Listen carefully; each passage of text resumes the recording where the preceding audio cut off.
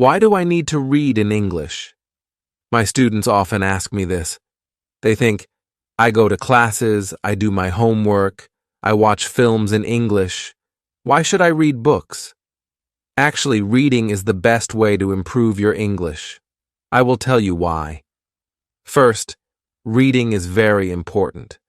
Not only did 1 in 4 people go to university, now more people go to university. All jobs require more reading and writing than years ago. This is true for everyone. It doesn't matter if you're an office worker or a mechanic. Second, reading will improve your speaking, writing, vocabulary, and grammar better than any other way. It won't improve your listening, but it will improve your vocabulary. And when you have a better English vocabulary, you can listen more easily and improve your listening that way. In school, you probably read lots of English. You probably read boring textbooks and stories with exercises at the end, but I'm not talking about that. I'm talking about reading for pleasure. That means reading a book you enjoy because you enjoy it.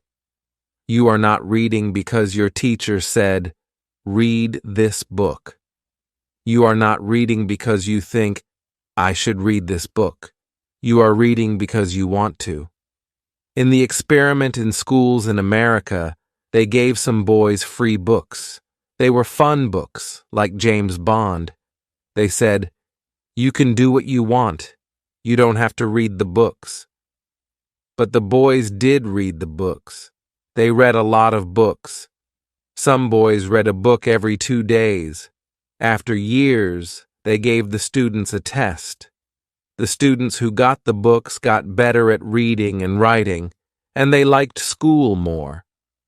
The students who did not get the books did not get better at reading and writing. Actually, some of them got worse.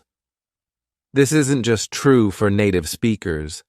They also did an experiment on students learning English in the Fiji Islands. They tested 3 ways to teach. The first way was normal English teaching. They did grammar classes, exercises, and so on. The second way was reading in silence. The students read books in class. The third way was reading together. The teacher read books to the students. After 1 year, the 2 ways with reading were the best. They were much better than the students who did normal English classes. They did the experiment again in Singapore. There, the students who read in silence did very well. They did the best in grammar tests. Other students did grammar classes, but they did worse in grammar tests. In normal classes, we try to remember grammar and vocabulary. When we read, we learn them naturally. Maybe you're thinking, when I read in English, it's too hard. I have to use the dictionary all the time. It's boring. I can't do it. I understand. So, I wrote this book. I think this book will make you like reading because the stories are easy and fun. The early stories are short and easy, and the later stories are longer and harder. When you finish the book, you will think, "Wow, I did it." I make a podcast called English Listening Practice. 9 of the stories in this book I wrote for English Listening Practice. One of the stories I wrote for this book. But when I made this book, I made the stories better. Now, you can read the stories at beginner, pre-intermediate, intermediate, or advanced levels. The stories are all fairy tales. Some are very popular fairy tales, but some are not so popular. One of them, I wrote myself. Maybe you're thinking, fairy tales are for children. I need useful vocabulary. I need to learn about business and science. That can't be fun. Actually, the vocabulary in these stories will be useful. McQuillan did an experiment where he looked at vocabulary in novels. 80% of the words were on academic word lists. These are lists of words that you need to know to study at university. Rolls and Rogers also did an experiment. They said, if students read 1,000,000 words of science fiction, will they learn important science words for studying at university? The answer was yes. So yes, fairy tales are useful for you too. But I understand if you still don't believe me. When I learned about all this, I found it hard to believe too. But I like to try new things, and I love learning languages. So, in 2017, I decided to do an experiment. I had wanted to learn Spanish for a long time, but I didn't learn much in normal classes. I said, I will read 1,000,000 words in Spanish. Afterward, I will see what my level is. 1,000,000 words is about 40 novels, so it was a lot of work. I started with very easy reading, like this book. Then I started reading translations of books that I knew in English. For example, I have read Harry Potter and Game of Thrones in English, so I read them in Spanish too. Finally, I read new books in Spanish. I read Latin American authors, that means writers such as Isabel Allende, Luis Jorge Borges, and Manuel Puig. I love them. I also listen to podcasts, but I always read the transcripts and added the words to my goal. After I finished reading 1,000,000 words, I wrote and talked to native speakers. I was at an intermediate level. I could understand almost everything I read. I could understand people when they spoke clearly, and I could have conversations. I had spent most of my time reading, not speaking. In 1 year, I learned more than most students learn in 2 years. I didn't try to remember grammar and vocabulary. I learned them naturally. Maybe you're thinking, I don't believe this. Or maybe you're thinking, wow, I'm going to read for hours every day. But I have to say something very important. You must read books that are easy and fun. If a book is too difficult or too boring, put it down and find another one. Stephen Krashen, an expert in language teaching, says, only read things in English that are fun and interesting.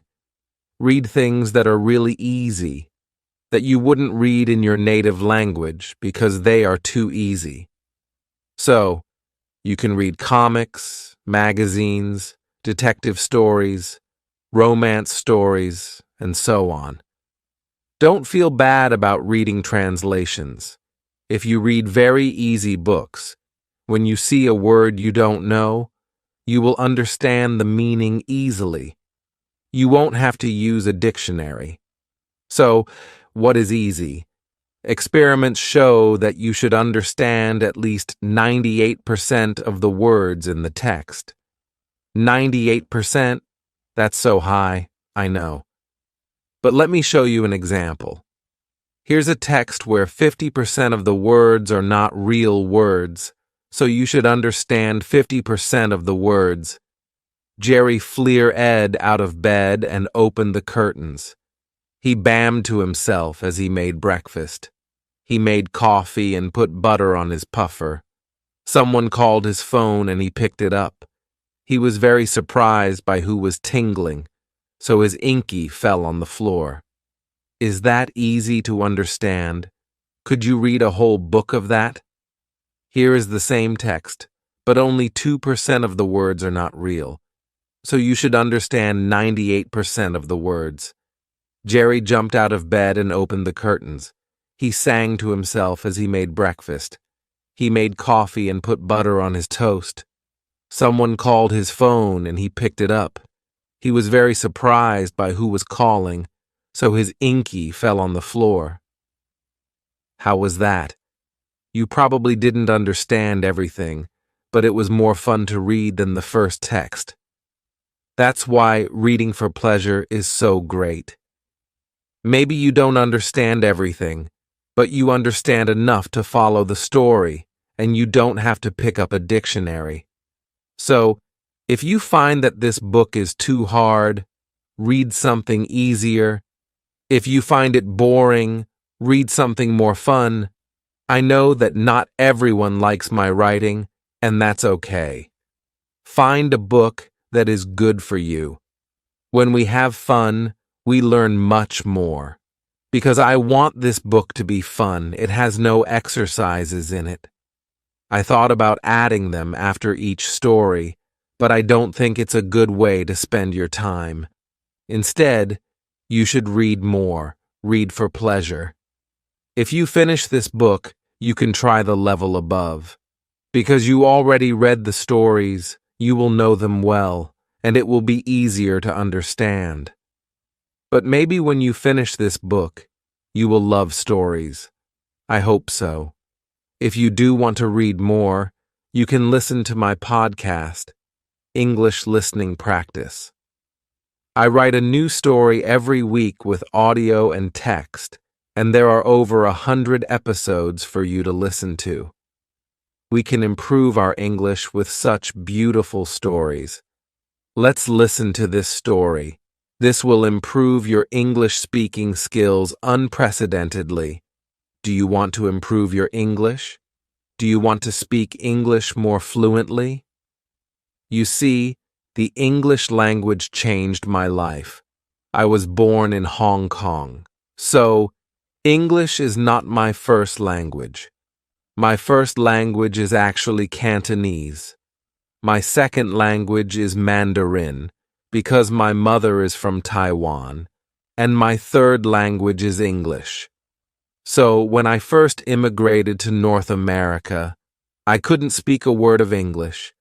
And I know some of my fans have said that you're tuning into my videos because you want to learn how to speak the English language. I find that that's kind of interesting. So, today I want to share with you 5 steps to improve your English fluency. The 5 things that I did to learn the English language. Step number 1 to improve your English fluency. It's actually very simple.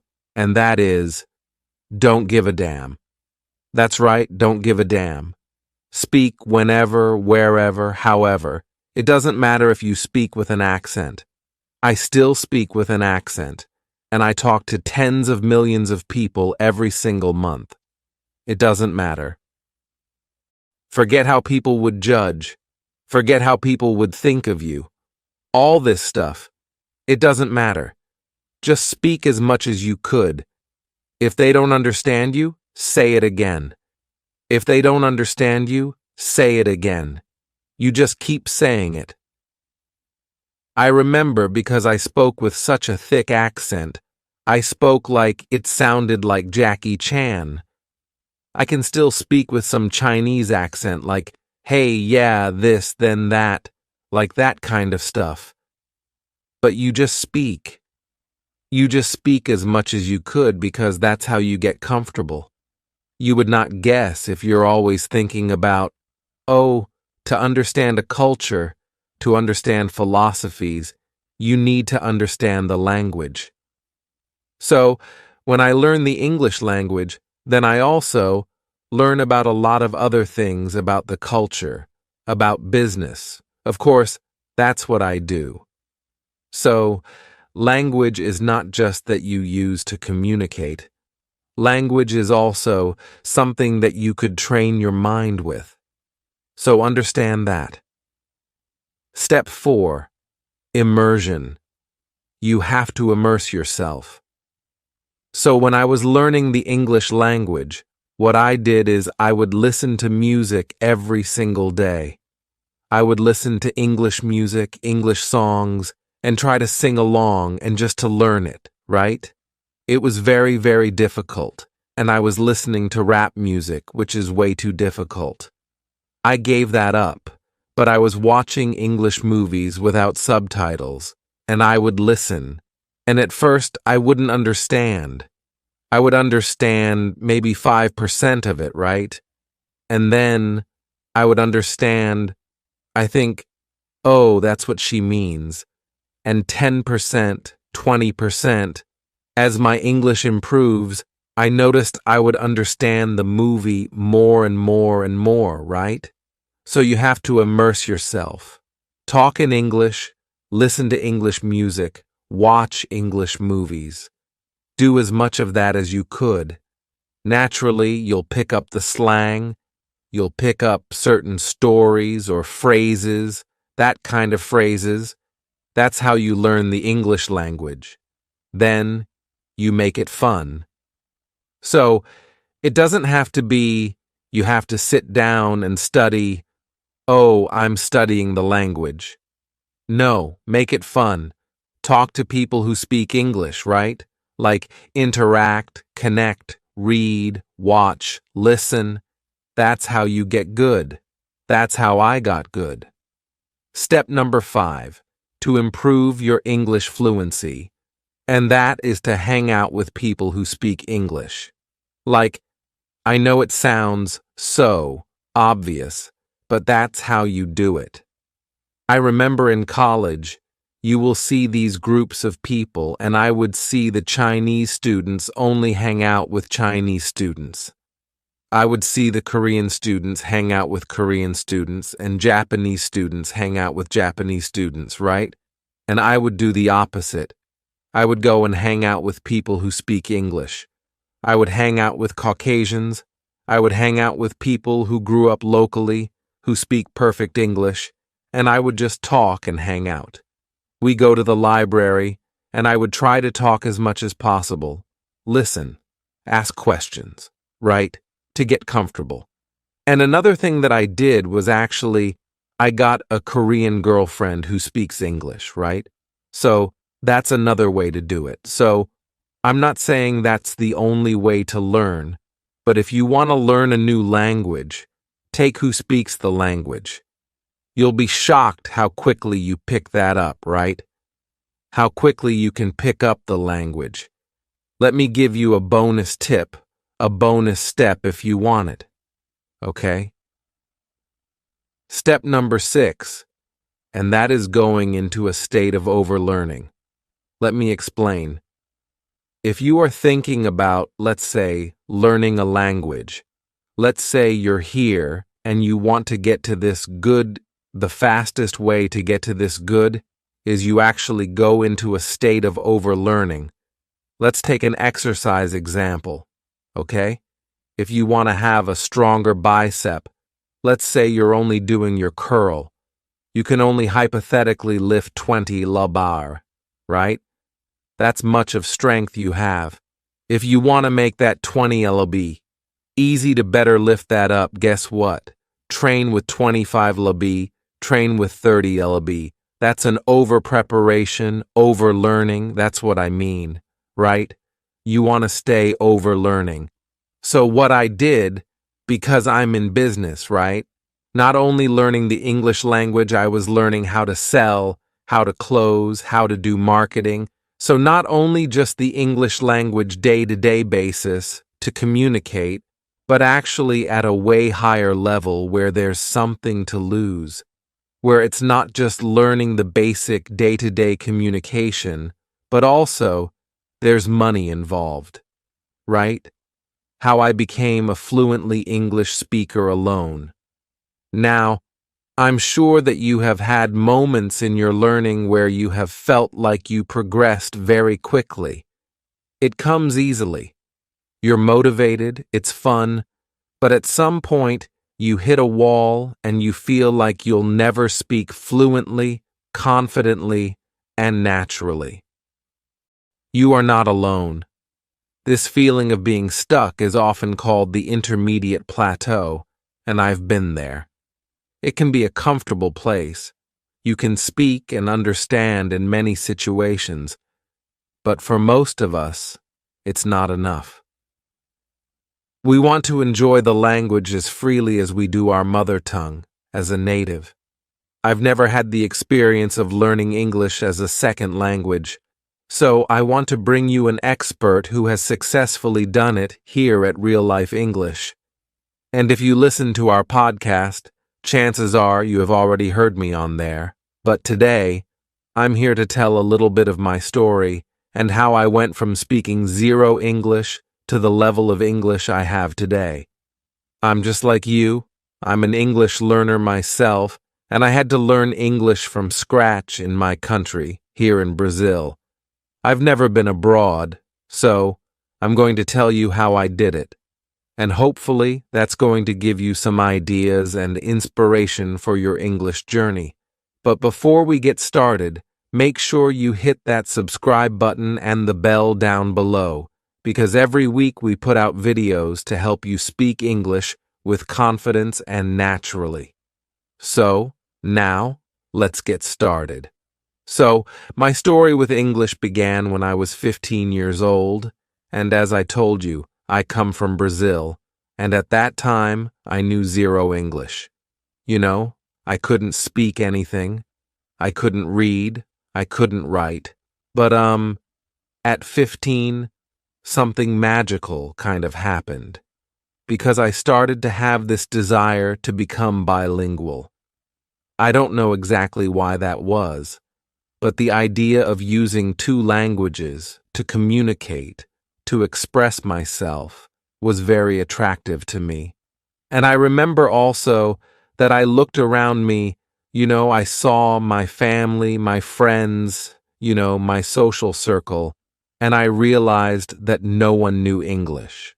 So I started to associate also the idea of knowing English with having a better life, or having school. He took an English course, and he was really helpful because I talked to him, and he was kind enough to lend me his old course books, because every semester his school would change the books. So the books that he wouldn't use anymore, he would lend them to me. So that's how I started. I started by studying with old course books from my friend and a grammar book that he had lent me. Foreign studying by myself with those old books, And I remember that I was really fascinated because English was always interesting to me. I always loved the language, but I was then actively studying it, right? I mean, I was reading stuff in English, I was copying stuff from the book that I saw, and I was already very excited because I was using another language to write or to communicate or to express myself. My speaking was really, really bad at that time, So I couldn't speak yet, even though I grew up kind of watching movies with my parents in English and listening to music in English as well. I didn't have my speaking skills. So, developed yet. I remember that I would try to read stuff out loud from the books that I was studying with, and it was a disaster because, the words wouldn't flow. I had no idea how to pronounce certain words. Words, for example, low, labdo, It was really bad and frustrating, but I kept going because at the end of the day, that was all I did for pretty much 3 years, from 15 to 18.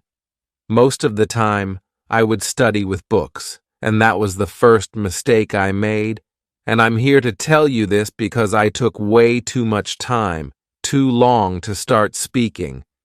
You don't want to do that, and at that time, 20 years ago, it was much more difficult to find people to practice my speaking with. So I just studied with books at that time. But nowadays, we have so many more cool resources, like apps. And speaking of apps, I can tell you about the Real Life English app, as you probably know. And with the app, you can have conversations with people from all around the world at the touch of a button. Plus, you can listen to our podcast there, and with the transcripts, it's just amazing. So, if you haven't downloaded the app yet, make sure you do that. Because, that is one of the resources that For example, I wish I had when I was learning English and trying to improve my speaking 20 years ago. Music. But then, something magical happened in my life when I turned 18. I started working, and I have to say that my work experience, the jobs that I've had in my life, they were crucial in my English development, especially the speaking and the listening skills. Let me explain. My first job was at a drugstore, and I worked as a cashier there. But there was something interesting about that drugstore, because that peers, they would see me at lunchtime kind of eating and studying at the same time. So, pretty quickly, I became the English guy at the drugstore. So, every time a foreign customer came in, I was the one to be called.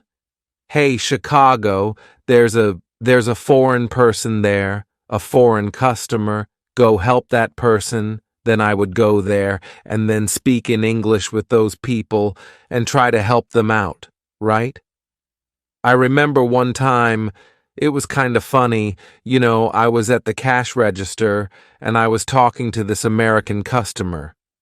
She was a lady, and then, I was trying to talk to her in English and explain to her that I had never been abroad and everything, but I was still learning the language. And then I said, "Oh yeah, I've never been abroad." And then she kind of stopped me. And then she said, "Oh, I think you mean abroad." And I was like, "Oh, abroad. Oh, thank you very much for the correction. I appreciate that." So, that was one example. Yeah. Of how having these little interactions with these customers helped me because, sometimes I would say something wrong, like abroad, and then the person would help me by correcting me. And I had many of these small interactions at that time that were really useful. And this is another tip that I can give you. Be open to correction, because if somebody corrects your English or your pronunciation or the way you use a word, this is actually great. For speaking to Americans on the phone 6 hours a day, 6 days a week, for a year. So, that in a way, it was my version of living abroad, It was my version of having an exchange program, because I was really speaking to natives for a year. Yeah, and that really helped me with my speaking skills and my listening skills. But it's important to mention that I only got that job because I already knew English enough to get that job. So all those years that I spent before, working and studying and learning paid off because those years allow me to get this job, and then I improved even more. So, here's what I have to say to you. Keep learning, keep developing yourself, and start looking for job opportunities that allow you to use your English on a daily basis, because then you're going to improve even more. And between those jobs, that was actually the moment when I really started to create my own immersion in English now, because I was already kind of using English on my daily routine there at work. And then I was really serious about it. Like, everything I made sure that I did in English. So, watching movies in English series, listening to music. I love rock and roll, for example. So, I always listened to my favorite bands in English, and with my very first paychecks, actually. That's what I did. We didn't have Netflix at that time or streaming services, so I actually would go to media to learn English. By the way, if you want to learn or to know my exact step-by-step process that I used to improve my English with movies and TV series, let us know in the comments. Maybe I can make another video in the future for you, explaining how I did it. All right, finally, there is one weird thing that happened in my life that really helped me take my English to the next level, and that was becoming an English teacher. I started teaching English at 21 years old, so it's been 14 or 15 years now already. And I have to say that teaching English and helping people with their English was actually an experience that really helped me master the English language to a whole another level because, you know, when you teach, it's like you are learning again, you know. Because if I have to teach a class or help someone, I have to prepare, right? I have to study the topic myself. I have to be familiar with the topic. I have to think of different ways to explain things, to give examples, and that mental process really helps me better understand the topic, so then I can explain that to my students. So it's a win-win. If you teach somebody, you win because you are kind of revising information and studying it again, and the other person is also benefiting because the person is learning new stuff with you. And I've had the pleasure of working with wonderful, more experienced teachers, over the years.